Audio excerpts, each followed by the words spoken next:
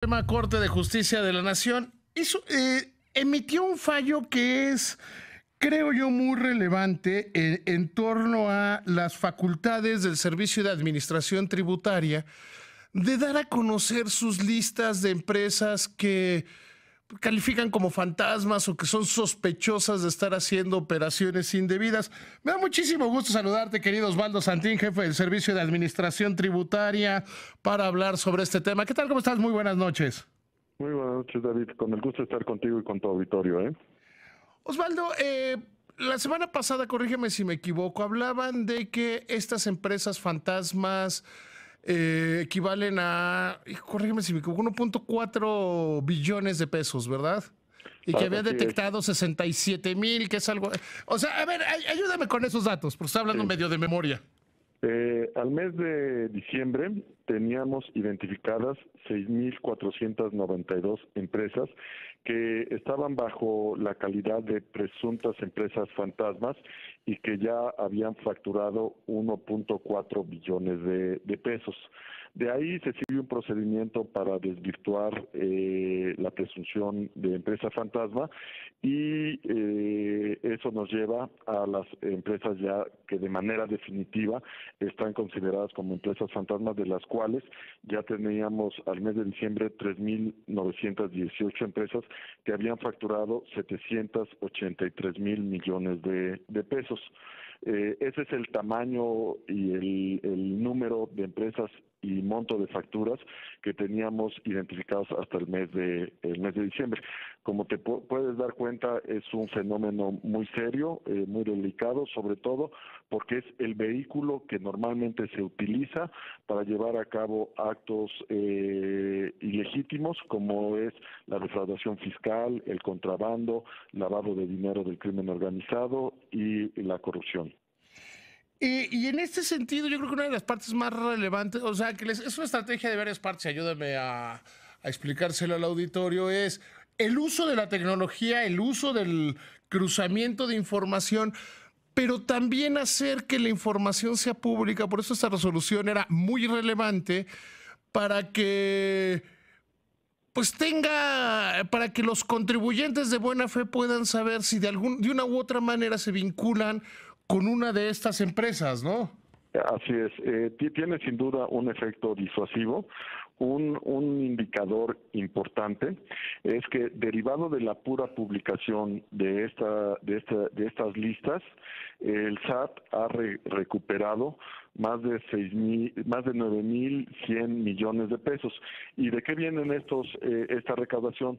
De empresas que existen realmente, pero que en algún momento tuvieron algún tipo de transacción con estas empresas fantasmas. Típicamente lo que hicieron fue comprarles alguna factura que no amparaba una operación real y que con la cual pretendían disminuir su carga fiscal.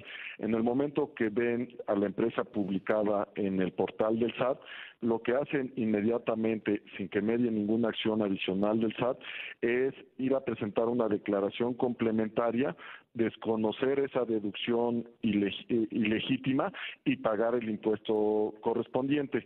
Entonces, tiene un efecto correctivo, tiene un efecto disuasivo y sobre todo nos da el fundamento legal para ir a perseguir a todos los involucrados, a los responsables finales de este tipo de esquemas. Es por eso que para nosotros era muy importante que la Suprema Corte de Justicia de la Nación ratificara el día de hoy la constitucionalidad de este artículo que nos faculta y nos obliga a dar a conocer estas empresas para evitar que sigan contaminando las operaciones legítimas en la economía. Digo, porque se tiene que reconocer que en la medida en la que se van modernizando los sistemas, que van cambiando, cambian las formas de tratar de violar la ley. Y las empresas dedicadas a la venta de facturas son demasiado populares, digamos, ¿no? Así es, y efectivamente con la facturación electrónica ahora es muy sencillo generar facturas. Puedes tener a una persona sentada en un escritorio generando las facturas que desee. A partir de la nueva versión de la factura que entró en vigor este año, ya se establecen ciertos controles que obligan a que las dos partes estén plenamente identificadas, es decir, que se validen tanto el RFC del que le emite como el que la recibe. Y también lo que se están estableciendo son parámetros de control que nos permiten identificar cuando una empresa está teniendo un comportamiento atípico en su facturación. ¿Y a qué me refiero con esto? Es una empresa que fue creada el año pasado, que no tiene registrado personal y que en este año lleva ya 200, 300 millones de pesos facturados. Eso inmediatamente detona una acción por parte de nosotros para que se aclare la naturaleza del negocio y antes de que siga facturando de manera descontrolada o que siga generando... O que justifique, ¿no? Porque a lo mejor es un super negocio que, no sé. ¿Sí me explicó?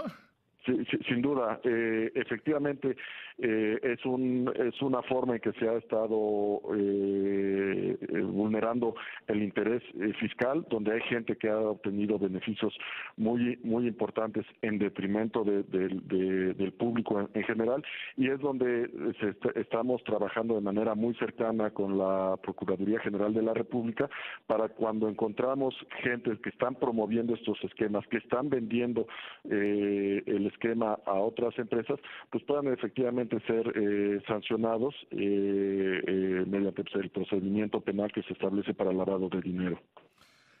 Ahora bien, si hubiera, el contrafactor es muy malo, pero si hubiera debilitado mucho la estrategia del SAT, si no se pudieran a conocer estas listas, se perdería todo el efecto disuasivo.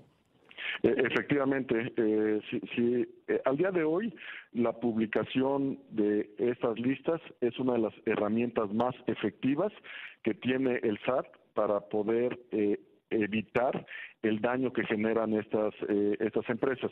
La ley lo que establece es que una vez que se da de alta una empresa en el listado de empresa que simula operaciones de manera definitiva, todas las demás empresas que tuvieron transacciones con esta empresa fantasma pierden el derecho a deducir el gasto que tuvieron con esta empresa. Entonces, el efecto es inmediato y es legal.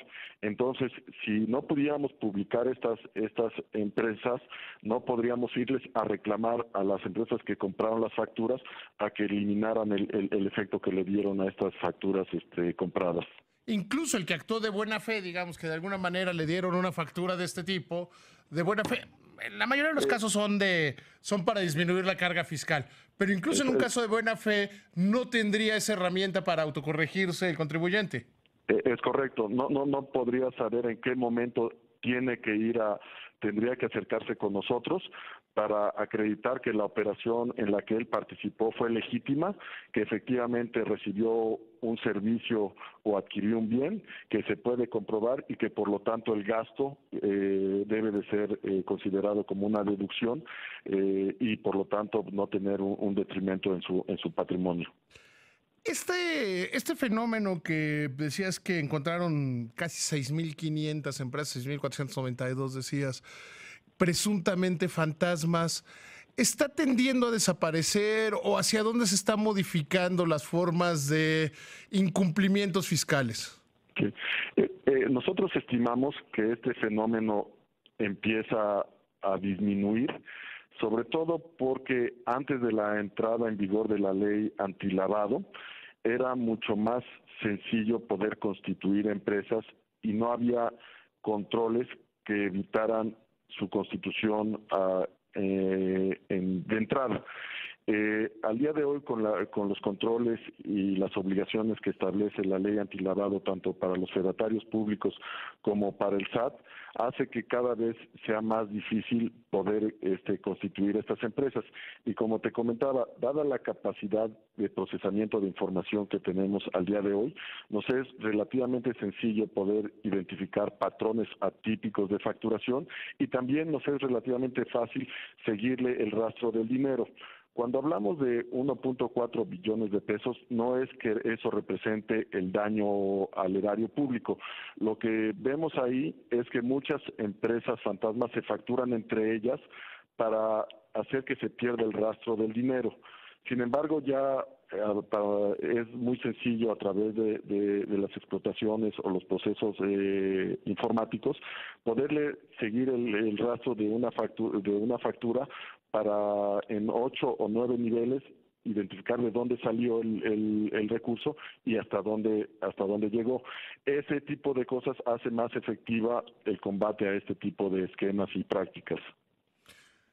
Que además ahí es solo uso de la tecnología de una muy buena manera porque permite hacerlo con mayor precisión, ¿no?